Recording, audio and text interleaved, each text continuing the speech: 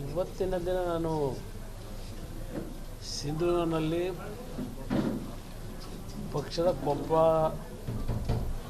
Parliamentary ಕ್ಷೇತ್ರದ ಕೊಪ್ಪಳದ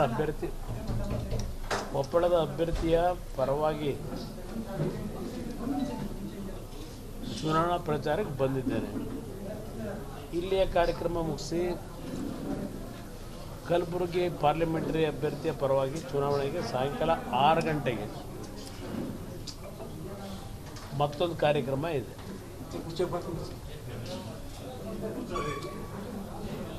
ಎರಡೂ ಪಾರ್ಲಿಮೆಂಟರಿ ಕ್ಷೇತ್ರದ ಚುನಾವಣಾ ಪ್ರಚಾರದಲ್ಲಿ ಭಾಗವಹಿಸಲಿಕ್ಕೆ ಬಂದಿದ್ದೇನೆ. ಇತ್ತೀಚೆಗೆ ಮಾಧ್ಯಮಗಳಿಗೆ ಕಳೆದ 25ನೇ ತಾರೀಕಿನಿಂದ 21ಕ್ಕೆ ಪೆನ್ ಡ್ರೈವ್ ಸರ್ಕ್ಯುಲೇಟ್ ಮಾಡಿದ್ದಾರೆ. 24-25ರಿಂದ ಮಾಧ್ಯಮಗಳಲ್ಲಿ ಪ್ರತಿನಿತ್ಯದ ಎಪಿಸೋಡ್ಗಳು ಬರ್ತಕ್ಕಂಥದ್ದನ್ನು ಗಮನಿಸಿದ್ದೇನೆ.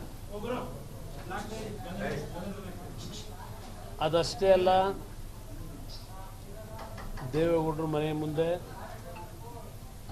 ನನ್ನ ಮನೆ ಮುಂದೆ ಬೆಳಗ್ಗೆ 5:30-6 ಗಂಟೆಗೆ ಮಾಧ್ಯಮದ ಮಿತ್ರರು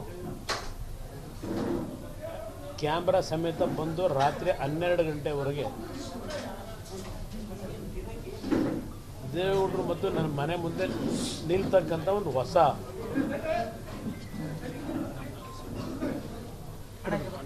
ಬೆಳವಣಿಗೆಗಳು ನಡೀತಾ ಇದೆ. ಅದು ಯಾರು ಹಿಂದೆ ಸುಮ್ಮನಿರಪ್ಪ, ಇಲ್ಲೇನು ನಿಮಗೇನು ಕೆಲಸ ನಡಿ, ಈಗ ಶುರು ಮಾಡೋಣ. ಕೇಸರಿಯಿಂದ ಮನೋಲ್ಲಾಸ ಮನಸ್ಸು ಮತ್ತೇರಿ ಕುಣಿದಾಡಿದೆ ನೋಡು, ಮನಸ್ಸು ಮತ್ತೇರಿ ಕುಣಿದಾಡಿದೆ ನೋಡು. ಕ್ಷಣ ಕ್ಷಣವೂ ಆಚರಿಸಿ ಕೇಸರಿ ಹಬ್ಬ. ವಿಮಲ್ ಬಾಯಲ್ಲಿ ಹೇಳಿ ಕೇಸರಿ. ಡಿಸ್ಟರ್ಬ್ ಮಾಡ್ಕೊಂಡು ಯಾಕೆ ಇದು ಮಾಡ್ತಿದ್ದೆ?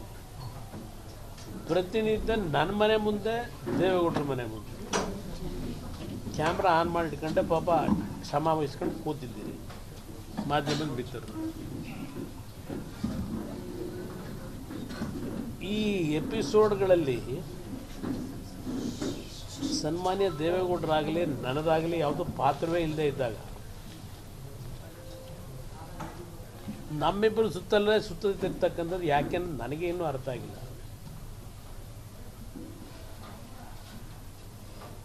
ಇನ್ನು ಪ್ರಜ್ವಲ್ ರೇವಣ್ಣ ಅವರು ಆರೋಪಿ ಸ್ಥಾನದಲ್ಲಿದ್ದಾರೆ. ಅದ್ರ ಜೊತೆಗೆ ಪ್ರಜ್ವಲ್ ರೇವಣ್ಣ ಅವ್ರ ಮೇಲೆ ದೊಡ್ಡ ಮಟ್ಟದಲ್ಲಿ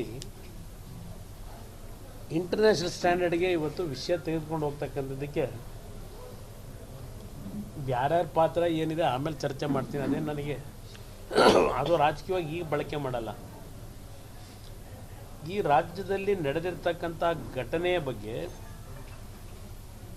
ನಾನು ಈ ವಿಷಯ ಹೊರಗೆ ಬಂದ ಮೊದಲನೇ ದಿನವೇ ಹೇಳಿದ್ದೇನೆ. ಇದರಲ್ಲಿ ತಪ್ಪಿತಸ್ಥರು ಯಾರೇ ಇರಲಿ, ಈ ನೆಲದ ಕಾನೂನಿಗೆ ತಲೆ ಬಾಗಬೇಕು. ಉಪ್ಪು ತಿಂದಂಥವ್ನು ನೀರು ಕುಡಿಲೇಬೇಕು. ಇದನ್ನು ಹೇಳಾಗಿದೆ ನಾನು. ಮತ್ತು ಪದೇ ಪದೇ ನನ್ನ ಹತ್ರ ಕ್ಯಾಮ್ರಾ ಇಟ್ಕೊಂಬ ಯಾಕೆ ಬರ್ತಾರೆ ಗೊತ್ತಿಲ್ಲ ನನಗೆ. ವಿಷಯ ಮತ್ತು ಅಲ್ಲಿಗೆ ಹೋಗ್ತೀನಿ.